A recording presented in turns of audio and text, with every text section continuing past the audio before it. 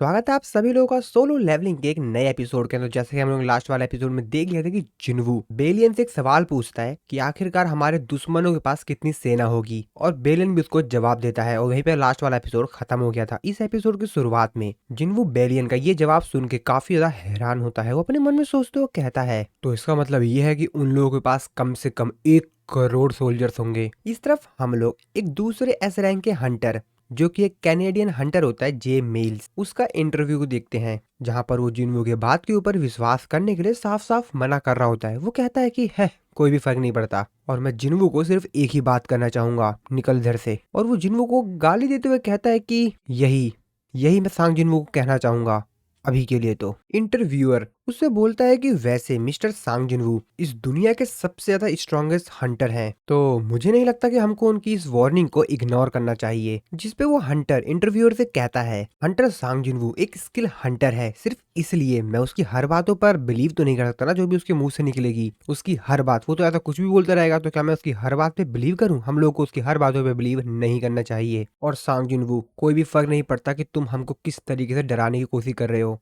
इन सभी गेट को हम अपने दम पर ही संभाल सकते हैं, हम उनको हैंडल कर लेंगे। और तुम्हारी इस बात से मेरे को बिल्कुल भी डर नहीं लगा, थोड़ा सा भी डर। तो एक्चुअल में जो सारी बातें थी, जो पूरा इंटरव्यू था, मिस्टर च्यूल जिन्वू को दिखा रहे होते हैं। वो जिन्वू को उसे कहते हैं, ये है कैनेडियन हंटर जे माइल्स, जो कि एक एस रैंक का हंटर है, और इसकी जो क्लिप है पूरे दुनिया भर में फैल रही। साथ ही में कुछ ऐसे नेशंस भी हैं जिनके पास काफी स्ट्रॉन्ग हंटर्स हैं, जैसे कि इंडिया। ऐसा लगता है कि वो लोग खुद की रेड के लिए प्रिपेयर कर रहे हैं। वैसे अब आप क्या करने वाले हैं मिस्टर सांग जिनवू? जिनवू उनसे कहता है कि शुरुआत में तो मैं चाइना जाना चाहूंगा। जिनवू, जो कि अपने मन में सोच रहा होता है कि ये तो नामुमकिन ही है कि मैं जो 8 आर्मीज आ रही हैं उन सभी को एक साथ संभाल सकूं, लेकिन इस समय कोरिया के ऊपर ज्यादा थ्रेड है और मेरे को अपनी फैमिली को भी प्रोटेक्ट करना है, तो मेरे हिसाब से मेरे को चाइना ही चलना चाहिए। इसके बाद मैं बाकी मोनार्क्स को देख लूंगा, और जितनी लंबी ये लड़ाई चलेगी हमारे जीतने के चांस उतने ज्यादा बढ़ जाएंगे। और फिर जिन्वू चाइना पहुंच जाता है। वहां पर काफी ज्यादा भीड़ होती है, वहां की जो मीडिया वगैरह होती है वो इस पूरे इवेंट को कवर अप कर रही होती है। जिन्वू एस रैंक के हंटर ल्यू जियांग को देखते हुए कहता है, ओ मुझे लगा था कि मेरे स्वागत के लिए गवर्नमेंट ऑफिशियल था, लेकिन ये तो मैंने बिल्कुल भी एक्सपेक्ट नहीं किया था कि मेरे को तुम देखने के मिलोगे यहाँ पर मिस्टर ल्यू जियांग। जिन्वू से कहता है कि वैसे यहाँ पर काफी सारी बातें फैल रखी हैं, तो मेरे को लगा कि मुझे ही आना चाहिए आपको यहाँ पर स्वागत करने के लिए और आपको यहाँ से ले जाने के लिए। फिर वो जिन्वू से कहता है कि चलिए हमको इस तरफ चलना है। और तभी जिन्वू उस कॉलेजल गेट की तरफ देखता है। वो कहता है कि ओ, तो इसको एयरपोर्ट से भी देखा जा सकता है। ल्यू जियांग जिन्वू से कहता है कि हाँ, ये वही कॉलेजल गेट है जो कि रिसेंटली अपीयर हुआ है, और ये लोग हैं। तो एक्चुअल में ल्यू जियांग ने चाइना के जितने भी सबसे ज्यादा स्किल्ड हंटर्स थे उन लोगों को जगह पर बुला लिया था, बहुत सारे। ल्यू जियांग जिन्वू से कहता है कि ये है 1 लाख चाइना के सबसे स्ट्रॉन्गेस्ट हंटर्स। इतनी बड़ी संख्या को देखकर जिन्वू भी काफी ज्यादा हैरान होता है, लेकिन अपने मन में सोचते तो कहता है कि 1 लाख इतने सारे हंटर्स के साथ भी शायद ही हम उन लोगों से जीत पाएंगे। वो जिन्वू को आगे बताता है कि हम लोगों के पास सिर्फ इतने सारे हंटर्स ही नहीं, बल्कि ये सभी के सभी इलाइट हंटर्स हैं, जो कि काफी ज्यादा हाईली स्किल्ड हैं। ऐसा लगता है कि अब ये शुरू होने वाला है। और फिर जिन्वू भी अपने शैडो सोल्जर्स को यहाँ पर समन करता है। वो बोलता है कि आ जाओ, और जिन्वू के ऐसा बोलते ही उसके शैडो सोल्जर्स समन होने लग जाते हैं। ल्यू जियांग इस चीज को देखकर काफी ज्यादा हैरान होता है, उसकी आंखें खुली खुली रह जाती हैं। वो काफी ज्यादा ही हैरान होता है जिन्वू की इतनी सारी शैडो सोल्जर्स को देखकर, क्योंकि जिन्वू के जितने भी शैडो सोल्जर्स थे वो एक ही बार में यहाँ पर समन हो जाते हैं, और ये संख्या, ये नंबर्स बहुत ज्यादा थे। इस चीज को देखकर तो ल्यू जियांग हैरान होता, अपने मन में सोचते हुए कहता है कि ये बंदा तो अलग ही लेवल पर है। क्या हम लोग इस प्रकार के जो आर्मी ऑफ बीस्ट्स है इनके साथ मिलकर अटैक करेंगे यहाँ पर? नो वे। वो जिन्वू से कहता है कि मिस्टर जिन्वू, वैसे क्या ये सभी आपके बीस्ट हैं? जिन्वू उसके आगे कुछ कह पाता, तभी बेरू पीछे से आता है और वो ल्यू जियांग से कहता है कि ओए ओए ओए, मेरे किंग की लेफ्ट साइड मेरी है, तो तुम्हारी हिम्मत कैसे हो यहाँ पर बगल में खड़े होने की इसकी, चलो साइड हटो यहाँ से। जिसपे जिन्वू से कहता है कि रिलैक्स रिलैक्स रिलैक्स, ये हमारी साइड है। ल्यू जियांग जिन्वू को बेरू से इस तरीके से बात करके देखकर वो तो और भी ज्यादा हैरान हो जाता है। वो जिन्वू से कहता है, ओ तो इसका मतलब ये है कि तुम इनके साथ कम्युनिकेट भी कर सकते हो, बातचीत भी कर सकते हो। और तभी वहां पे जो साइड में हंटर्स होते हैं चिल्लाते हुए कहते हैं कि वो खुल रहा है, और उनके सामने जो गेट होता है वो गेट ओपन हो जाता है। जिन्वू भी आसमान की तरफ देखते हुए अपने मन में सोचते हुए कहता है, तो ये शुरू हो गया है। वो भी रेडी होता है इन लोगों से लड़ने के लिए, यानी कि मोनार्च से और उनके बीच से। और तभी ये लोग काफी ज्यादा हैरान होते हैं। बेलियन जिन्वू से कहता है कि ये तो काफी ज्यादा अजीब है, मैं तो किसी की प्रेजेंस को सेंस ही नहीं कर पा रहा हूँ, इस गेट में से कोई आ भी रहा है क्या? मेरे को तो नहीं लगता है। जिन्वू भी देख के काफी ज्यादा हैरान होता, कहता है कि क्या इसका मतलब? तभी जिन्वू उन लोगों से पूछता है कि बाकी गेट्स का क्या, दुनिया भर में जो बाकी गेट्स हैं उनका क्या? बेलियन जिन्वू तो कहता है कि हम जो अपने बाकी सोल्जर से पता लगा पा रहे हैं उनका कहना ये है कि बाकी जो देश है वहां पर भी कुछ ऐसी ही सिचुएशन है। ये चीज देखकर जिन्वू बहुत ज्यादा हैरान होता है। वो अपने मन में सोचते कहता है इसका मतलब ये है कि ये सारे गेट्स खाली हैं और दुनिया भर में जितने भी गेट्स होते हैं वो सबके साथ ओपन तो हो जाता है, लेकिन उनमें से कोई मोनार्च निकलता ही नहीं है, वो पूरी तरीके से खाली होते हैं। अब ये चीज को देखकर तो जिन्वू बहुत ज्यादा हैरान सा हो जाता है। जिन्वू अपने मन में सोचते कहता है कि वेट यार, मैं गलत था क्या? लेकिन नहीं यार, मुझे लगा था कि मोनार्च अपनी आर्मी को अलग अलग आर्मीज में डिवाइड कर देंगे और दुनिया भर में जितने भी गेट्स हैं उन गेट्स में से वो लोग बाहर निकलेंगे। लेकिन मेरे को लगता है कि उन लोगों ने अपनी सारी आर्मी को एक ही गेट से निकालने की सोची है और वो गेट मेरे से बहुत ज्यादा दूर है। तो एक्चुअल में दुनिया भर में जो टोटल 8 गेट्स थे, 7 गेट्स तो एम्प्टी थे, लेकिन जो एक गेट जो कि कनाडा में था उस गेट के अंदर से ये मोनार्च आने वाले थे, सभी के सभी एक साथ। वहां के जो लोग होते हैं उस गेट को देखकर बिल्कुल भी डर नहीं रहे होते, उन लोगों को तो फुल कॉन्फिडेंस था कि वो लोग इसको हरा देंगे। वहां का जो एस रैंक का हंटर होता है वो कहता सभी लोगों को लग रहा था कि सांग जिनवू के बगैर हम लोग कुछ नहीं कर पाएंगे, लेकिन अब देखना हम लोग क्या क्या करेंगे। क्योंकि उसको दुनिया भर से जितने भी कमेंट्स आ रहे थे, जितनी भी चीजें आ रही थी, उन सब के बारे में उसने यही सुन रखा था कि जिन्वू बाकी लोगों को सपोर्ट कर रहा है, ये वो और भी सारी न्यूज वगैरह, और इसीलिए वो जिन्वू से काफी ज्यादा जल रहा था, जेलस था वो जिन्वू से, और इसे लोग काफी ज्यादा कॉन्फिडेंट हो गया था कि इनको तो हम हरा ही देंगे बड़े आसानी से। लेकिन इसे क्या पता कि इसकी अभी क्या हालत होने वाली है। वो अपने मन में सोचते हो कहता है कि हम लोग अपनी जमीन पर हैं, जबकि बाकी सभी लोग सांग जिन्वू की हेल्प कर रहे हैं। वहाँ के जो लोग होते हैं वो लोग भी कह रहे होते हैं कि हम लोग गिव अप नहीं करेंगे, हम लोग गिव अप नहीं करेंगे, हमारे हंटर्स हमारी जगह को और हमें दोनों को प्रोटेक्ट करेंगे। वो लोग तो फुल जोश में होते हैं कि उनके हंटर्स उन लोगों को बचा लेंगे, हम लोग इस चीज से जरूर जीत जाएंगे, कोई फर्क नहीं पड़ता कि उस गेट के अंदर से किस प्रकार के बीस्ट बाहर आते हैं। और तभी वो गेट पूरी तरीके से ब्रेक हो जाता है। एस रैंक का हंटर गेट की तरफ देखते हुए अपने मन में सोच रहा होता है, मुस्कुरा रहा होता है कि अब इन सब की शुरुआत हो चुकी है। वो लोग भी काफी ज्यादा हैरानी से देख रहे होते हैं कि इसके अंदर से कोई आ क्यों नहीं रहा है, क्योंकि गेट तो कब का ब्रेक हो चुका है लेकिन उसमें तो कोई निकल ही नहीं रहा है। सभी लोग बात करने लग जाते हैं कि चल क्या रहा है यहाँ पर। सांग जिन्होंने कहा था कि गेट के अंदर से तो काफी सारे बीस्ट्स आएंगे, लेकिन क्या वो मजाक कर रहा था? कोई कोई तो आ नहीं रहा इसमें से। और तभी किंग ऑफ ड्रैगन यानी मोनार्च ऑफ डिस्ट्रक्शन एंटेरिस बाहर निकलता है। लेकिन अभी इन लोगों को मालूम नहीं है कि कितना ज्यादा ताकतवर है और अभी क्या क्या करने वाला है। वो सभी लोग उसकी तरफ देखते हुए कहते हैं कि क्या सिर्फ एक ही बीस्ट? अरे हाँ, मेरे को तो एक ही बीस्ट दिखाई दे रहा है।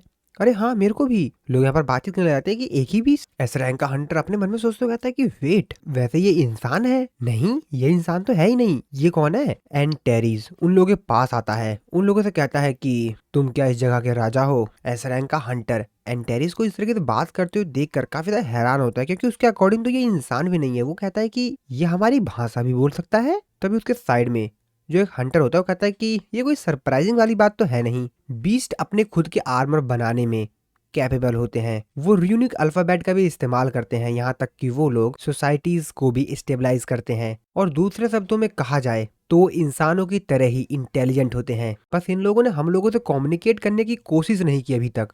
इसका मतलब ये नहीं है कि कोई भी बीस्ट इंसान की भाषा बोल ही नहीं सकता, और अगर ये हम लोगों से इस तरीके से बात कर भी रहा है तो ये कोई अजीब बात नहीं है। जिसपे एस रैंक का हंटर कहता हो तो बीस्ट और इंसान एक दूसरे से कम्युनिकेट कर सकते हैं। वो एंटेरिस की तरफ देखते हुए अपने मन में सोचते हुए कहता है कि ओ, तो अब मैं समझा कि आखिरकार सांग जिन वू ने जो पहले गेट से सोल्जर्स बाहर आए थे उन लोगों को किस तरीके से रिक्रूट किया था अपनी आर्मी में। उसने जरूर उन लोगों से इसी तरीके से कम्युनिकेट किया होगा। और अगर मैं इसे कहूंगा कि हाँ मैं ही किंग हूँ तो शायद ये मेरे सारे ऑर्डर्स को भी मानने लग जाए। वैसे क्या ये वर्क करेगा? जिसपे वो बड़े गर्व से एकदम फुल जोश में आते हुए कहता है कि हाँ, क्या हुआ, अगर मैं ही किंग हूँ तो बोलो क्या कर लोगे तुम, मैं ही किंग हूँ। तभी एंटेरिस उसकी तरफ देखते हुए कहता है कि ऐसा लगता है कि वो यहाँ पर है नहीं, तो वो एक्चुअल में जिन्वू की बात कर रहा होता है, क्योंकि एक्चुअल में वो यहाँ पर तो शैडो मोनार्च के लिए आया है, यानी कि जिन्वू के लिए ही। इस तरफ हम लोग जिन्वू को देखते हैं। जिन्वू को भी पता लग गया होता है कि कनाडा में कुछ ना कुछ तो गड़बड़ हो रहा है, और इसीलिए वो उन लोगों से कहता है कि वैसे क्या कोई तरीका है कि हम लोग कनाडा से कम्युनिकेट कर सकें? क्या हम लोगों को पता लग सकता है कि आखिरकार वहां पर चल क्या रहा है इस समय? और तभी जिन्वू से कहा जाता है कि वेट मिस्टर जिन्वू, हम वहां से कम्युनिकेट करने की कोशिश कर रहे हैं। और तभी जिन्वू अपने मन में सोचते कहता है कि अरे हाँ, मैं डायरेक्टली एडम वाइट से बात कर सकता हूँ। तो मिस्टर एडम आप लोगों को पता होगा फेडरल ब्यूरो ऑफ हंटर के, और फिर वो डायरेक्टली उनके पास कॉल लगाते हैं। मिस्टर एडम जिन्वू से कहते हैं कि हाँ बोलिए मिस्टर जिन्वू। जिन्वू उनसे कहता है कि मिस्टर एडम, वैसे क्या आप मेरे को बता सकते हैं कि आखिरकार जो कॉलेजियल गेट है जो कि कनाडा में ओपन हुआ है वहां पर हो क्या रहा है, वहां पर चल क्या रहा है। तभी जिन्होंने उनके चारों तरफ की आवाज सुनकर काफी ज्यादा हैरान होता है, उसकी आंखें खुली खुली रहती है। वो कहता है कि क्या, वेट, आप इस समय वहां पर हैं क्या। जिस पे वो जिन्हों को रिप्लाई देते हुए कहते हैं कि हाँ, कनाडा में जो कॉलेजियल गेट ओपन हुआ है मैं वहीं पर ही हूँ अपने अदर एजेंट्स के साथ, हम लोग यहाँ पर बैकअप प्रोवाइड करने के लिए आए हुए हैं। जुनून से कहता है कि आखिरकार तुम वहां पर क्या कर रहे हो। मिस्टर एडम काफी ज्यादा डरते हुए कहते हैं कि ये हमारी एक नेबर कंट्री है, तो हम लोग खड़े होकर सिर्फ देख तो नहीं सकते ना, हम लोग को उनकी मदद करने के लिए तो आना ही पड़ेगा। साथ में ब्यूरो के जो अदर हंटर्स हैं वो लोग भी आने वाले हैं यहाँ पर, और काफी सारे लोग तो आ भी गए हैं। जिनवू उनकी बात सुनकर काफी ज्यादा हैरान होता है, वो भी काफी ज्यादा परेशान सा होता है। वो अपने मन में सोचते हुए कहता है कि डैम इट, वो लोग अभी भी बिल्कुल नहीं समझ पाए। इसके बाद जिनवू मिस्टर एडम से आगे पूछता है कि वैसे वहां पर कुछ अजीब हुआ है क्या, कुछ हुआ वैसे वहां पर गेट पे। मिस्टर एडम आसमान की तरफ देखते हुए कहते हैं कि ऐसा लगता है कि ये भी खाली है जैसे कि बाकी गेट्स हैं, चीजें भी यहाँ पर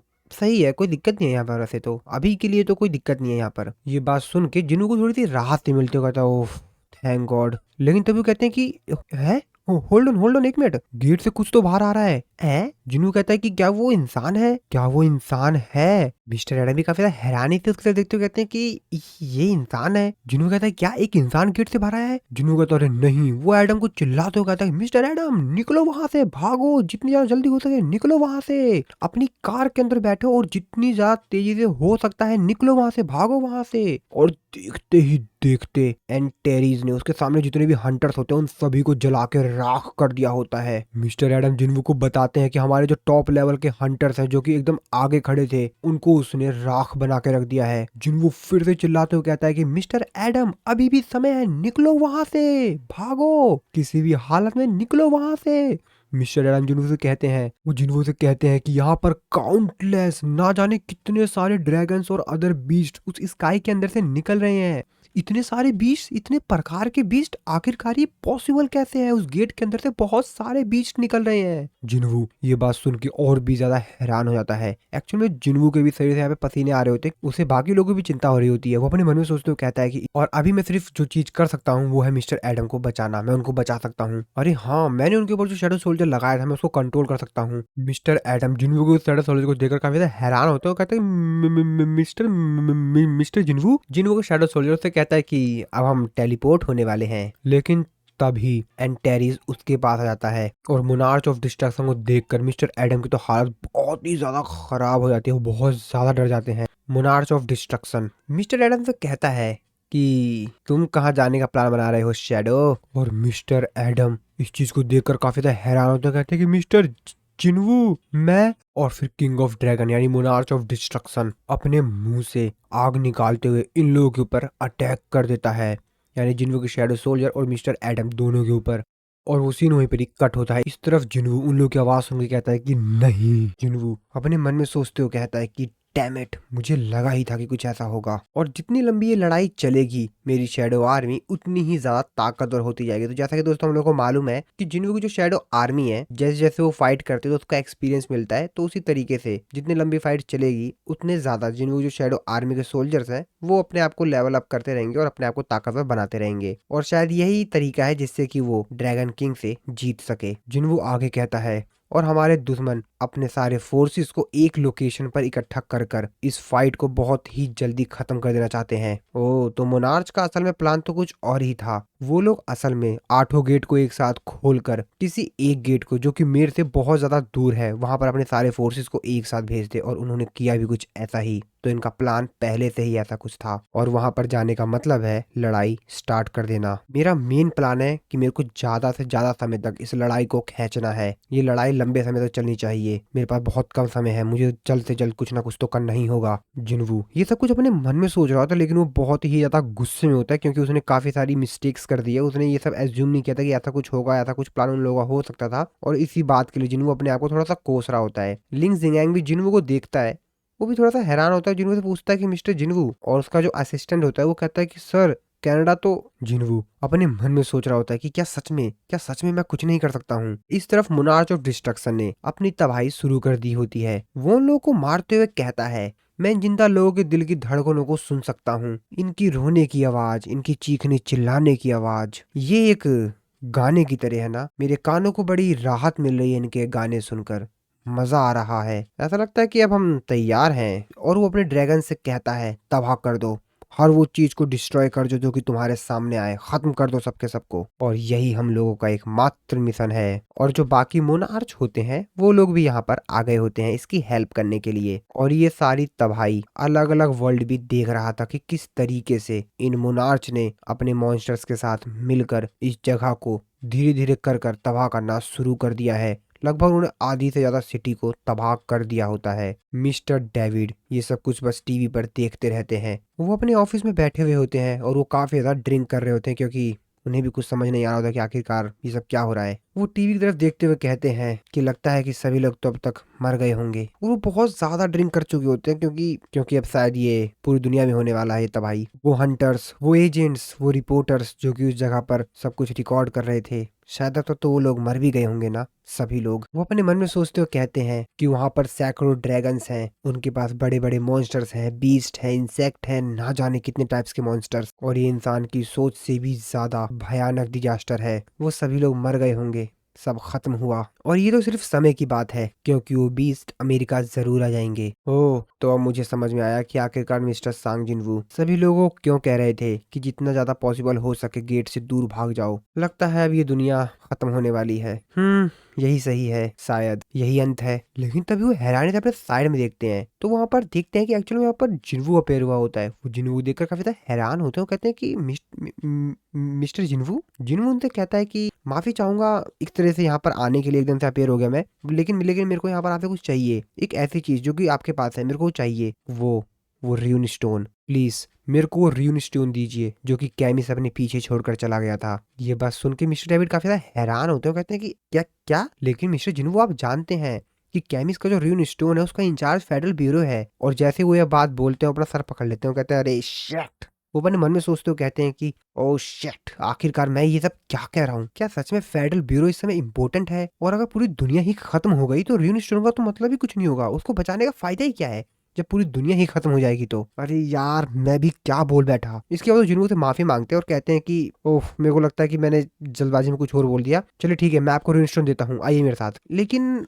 आपको चाहिए क्यों? वो जिन से कहता है कि मैं उसका इस्तेमाल करके काउंटर अटैक करूंगा। और फिर यहीं पे हमारा ये वाला जो एपिसोड है वो खत्म हो जाता है। आई होप दोस्तों आप लोगों को वीडियो पसंद आई होगी। तो मिलता हूं मैं आप लोगों को अपनी नेक्स्ट वीडियो में।